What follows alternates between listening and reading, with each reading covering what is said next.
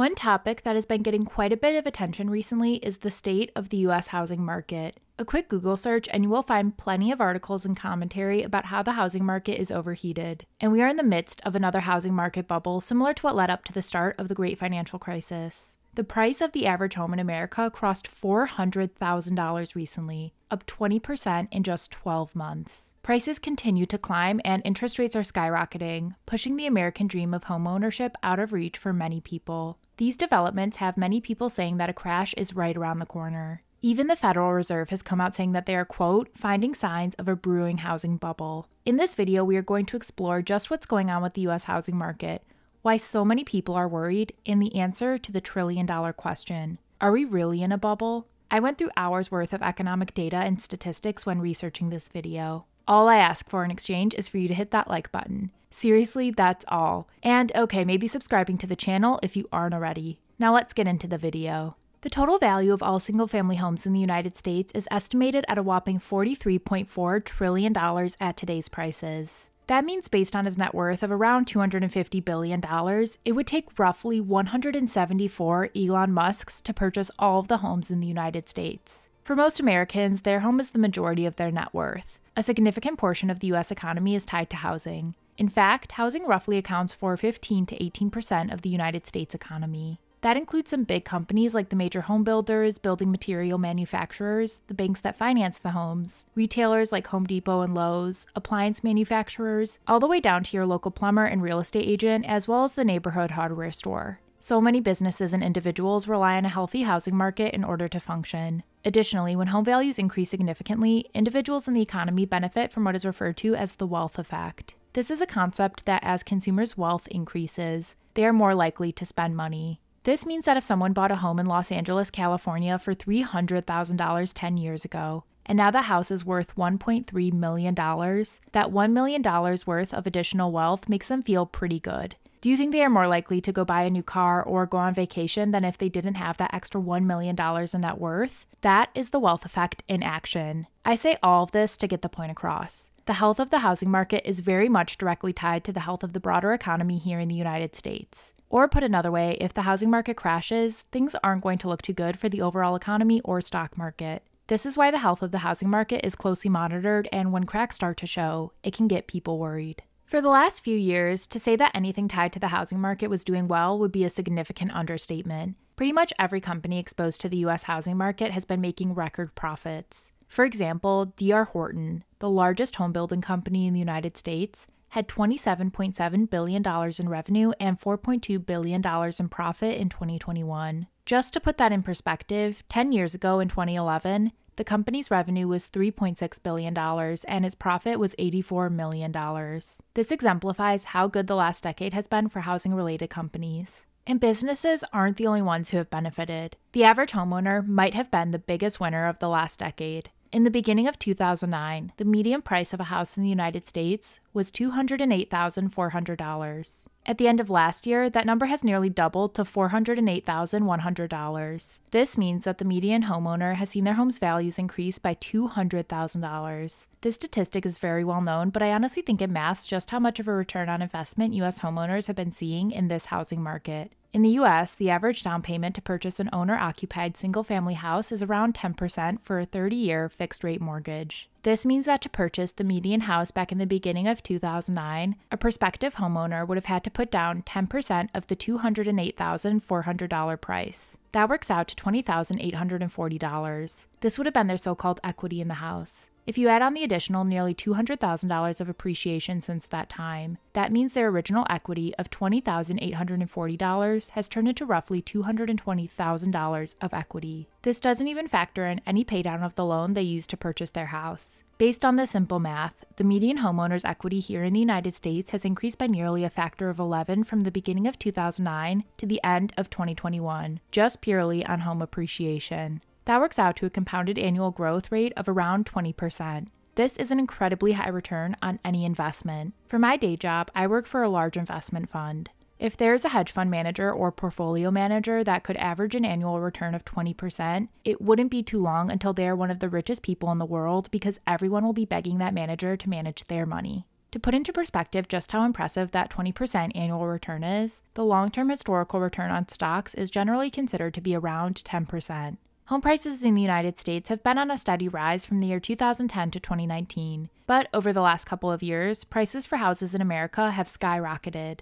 The median price of a home has increased by 20% just in the last year. There are certain hot real estate markets where prices have increased even more. From statistics I've seen, Austin, Texas is up 38%, Boise, Idaho is up 34%, and parts of Phoenix, Arizona are up 30%. It seems like everyone is talking about how these price increases are unstable. In light of this new normal, certain platforms have arisen, giving access to the top alternative asset classes. And there's one in particular that seems like a no-brainer to me. It's called Masterworks, the sponsor of today's video. Masterworks.io has solidified itself as the platform for investing in contemporary art. They let you access their exclusive investments for just a fraction of what billionaires pay to purchase. And since 2020, Masterworks has sold 3 paintings, with each returning over 30% net IRR to investors, and their new offerings usually sell out within hours. Here's how they do it. The Masterworks team researches and acquires paintings ranging from $1 million to $30 million and securitizes them by filing a public offering with the SEC.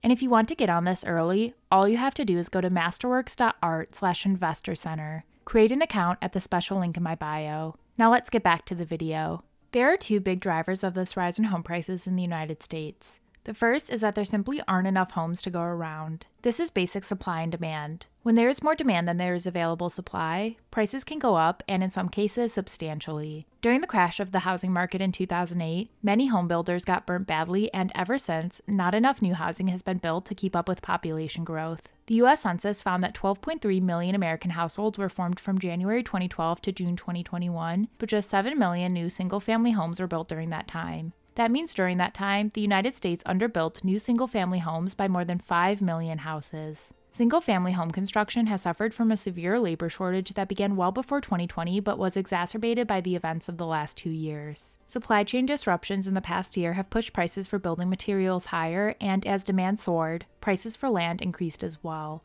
This has resulted in the fact that there simply isn't that many houses on the market available to be purchased. Prior to the last couple of years, there was consistently anywhere between 1 million and 1.5 million homes on the market. Now that number is below 500,000. This means that prospective buyers have less houses that they can bid on. So as the number of houses on the market able to be purchased decreases, while the number of people in the market looking to purchase a house increases, a rise in prices is a natural result. It's basic supply and demand. However, the shortage of houses is only part of the equation. The other driving factor pushing housing prices high is interest rates. The overwhelming majority of people aren't rich enough to pay for a house in cash. In order to purchase a house, most people have to get a loan. In the United States, the standard structure is a 30-year fixed-rate mortgage where the borrower pays a fixed amount for 30 years. Interest rates have a huge impact on home affordability and ultimately the price of houses. I'm going to use an example to show what I mean. Let's say we have a couple named Jack and Jill and they are looking to purchase a home. Based on Jack's and Jill's income, let's say they can afford a mortgage payment of $2,000 a month before factoring in property taxes and insurance. When interest rates for a 30-year mortgage are 10%, Jack and Jill can afford to take out a loan of $228,000 and still have a $2,000 monthly mortgage payment. But let's see what happens as interest rates decrease. If interest rates fall to 8%, that means Jack and Jill can now afford to take out a $273,000 loan and not see their monthly payment change. If interest rates are 6%, they can now suddenly take out a $334,000 loan. If interest rates fall even further to 4%, that loan amount continues to increase, all the way to $419,000. Notice how in this example, the size of the loan that Jack and Jill could take out increased from $228,000 all the way to $419,000 while still keeping that $2,000 monthly mortgage payment. The only variable that changed was the interest rate decreasing. Put simply, the lower interest rates are, the more people can afford to pay for a home while still maintaining the same monthly mortgage payment. Towards the end of 2018, interest rates on a 30-year mortgage were hovering around 5%, still low by historical standards. In January of 2021, that average interest rate had fallen to 2.5%. This may not seem like much at first glance, but it has a huge impact. With a 5% interest rate, a prospective homebuyer can take out a loan of $373,000 and have a $2,000 monthly mortgage payment.